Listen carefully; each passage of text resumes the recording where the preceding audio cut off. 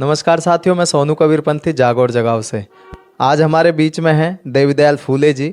और अभी हाल ही में नू का मामला आपने देखा कि किस तरीके से दंगे फसाद हुए, और उसके बाद में 13 तारीख को एक हिंदू महापंचायत हुई और उसमें दोबारा से 28 तारीख को नूह के अंदर ब्रिज यात्रा निकालने का निर्णय लिया गया। उसके बारे में हम देवीदयाल जी से जानेंगे कि आप इस 28 तारीख को जो सुनने में आ रहा है दोबारा से ब्रिज यात्रा निकाली जा रही है, उसको किस तरीके से आप देख रहे हैं? मैं देवीदयाल फूले, प्रदेश महासचिव, राष्ट्रीय अत्याचार निवारण बल हरियाणा प्रदेश। सर्वप्रथम मैं जागो और जगाओ चैनल का धन्यवाद करता हूं कि आप लोग बहुजनों की आवाज़ को जनता तक पहुंचाते हैं। ये जो आपने प्रश्न किया है कि प्रस्तावित ब्रिज मंडल शोभा यात्रा जो नूह में होने का अनुमान है, इसके बारे में मैं ये कहना चाहता हूँ कि ये जो आरएसएस बीजेपी की सरकार है, ये 2024 में चुनाव जीतने के लिए हिंदू और मुसलमानों को लड़ाने की जो साजिश रच रही है, उसको नूह क्षेत्र के जो ओबीसी के लोग हैं, जाट जाति के लोग हैं, एससी के लोग हैं, उन्होंने विफल कर दिया है।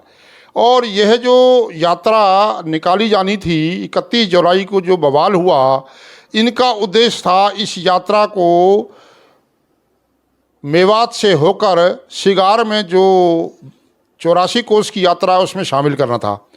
तो ये जो षड्यंत्र है बीजेपी आरएसएस का, ये नूह में फेल हो चुका है। और साथ में इनका जो षड्यंत्र था कि मुसलमानों को भयभीत करना और उनके मकानों को तोड़ना, उनके ऊपर आरोप लगाना, वह भी विफल हो चुका है।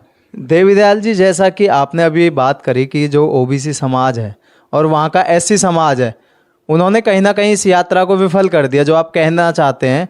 लेकिन जो अभी हाल ही में जो दंगा हुआ उसमें मरने वाले भी ओबीसी थे, और जो बिट्टू बजरंगी है जिसको इसका मुख्य आरोपी, और मोनू मानेसर जो मोनू यादव है उसको इसका मुख्य आरोपी माना जा रहा है, वो भी ओबीसी समाज से हैं। तो आप कैसे कह सकते हैं कि ओबीसी समाज ने इसको विफल कर दिया, जबकि सबसे बड़ा हाथ तो ओबीसी समाज का है इसके पीछे? बिल्कुल आप ठीक कह रहे हैं कि जो ओबीसी वर्ग के लोग हैं, एससी वर्ग के लोग हैं, कुछ लोगों को इन्होंने गुमराह किया हुआ है और बजरंग दल और विश्व हिंदू परिषद में शामिल किया हुआ है।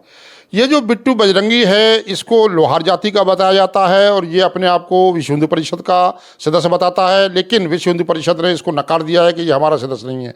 और साथ में जो मोनू मानेसर है, जो जुनैद और नासिर हत्याकांड में वांछित है, अभी भी राजस्थान पुलिस के द्वारा उसको गिरफ्तार नहीं किया गया था उस केस में अभी भी।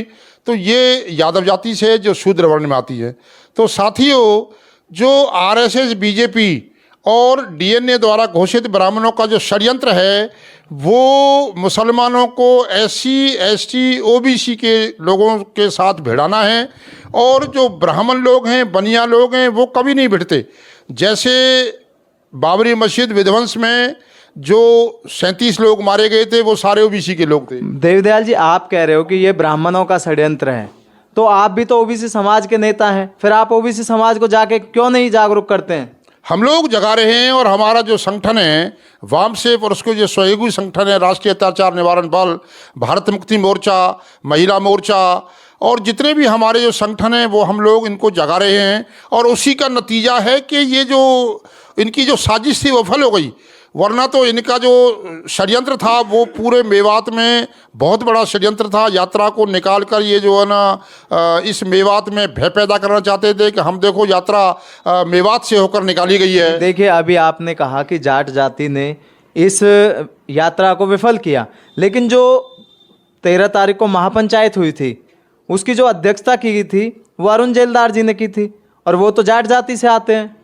ऐसा है मान्यवर, कुछ सिरफेरे लोग, कुछ गुमराह लोग इस तरह का साथ दे रहे हैं। वरना तो अभी आज धर्मवीर जो डागर हैं, मड़कौला पाल के जो अध्यक्ष हैं, उन्होंने स्पष्ट तौर से कहा है कि ये जो यात्रा है ये नहीं निकाली जानी चाहिए। इसी तरह से रावतपाल के जो लोगों ने कहा है, अलवर में राजपूतों ने कहा है कि हम मुसलमान भाइयों के साथ हैं, और ये जो मुसलमान भाई हैं इन्होंने हमारा उस वक्त साथ दिया था जब बाबर के साथ राणा सागा ने युद्ध किया था, तो हसन खां बेवाती ने वहाँ जाकर युद्ध किया था। तो मुसलमान भाइयों के साथ कोई भी अनहोनी नहीं होने देंगे, हम मुसलमान भाइयों के साथ हैं, ऐसा ऐलान अलवर से। तो क्या आपको लगता है कि ये सिर्फ एक राजनीतिक एजेंडा है? बिल्कुल राजनीतिक एजेंडा है। 2024 में सरकार बनाने का जो षड्यंत्र है ये बीजेपी आरएसएस की योजना है। इसको हम वामसेफ और हमारे जो राष्ट्रीय अध्यक्ष हैं वामन मेश्राम जी, जो पूरे भारत में ईवीएम वंडापोड़ यात्रा निकाल रहे हैं, और हम लोगों को समझा रहे हैं इस माध्यम से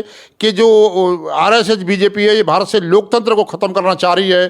तो हम लोग, हमारे जो SC SC OBC Bahujan Samaj के लोग हैं, इनकी ये जो योजना है इसको बिल्कुल हम कामयाब नहीं होने देंगे, और 2024 में हम इनको सत्ता में आने से रोकने का पूरा हमारा प्रयास रहेगा। देवदयाल जी, एक लास्ट क्वेश्चन और आपसे पूछूंगा कि मैंने निरंतर लगातार देखा है कि आप और वामन मेश्राम साहब ब्राह्मणवाद को गाली देते हैं, ब्राह्मणों को गाली देते हैं, उनको विदेशी बताते हैं, लेकिन आज के समय में अगर देखा जाए तो सबसे ज़्यादा अगर ब्राह्मणवादी इस देश में है तो वो OBC समाज है।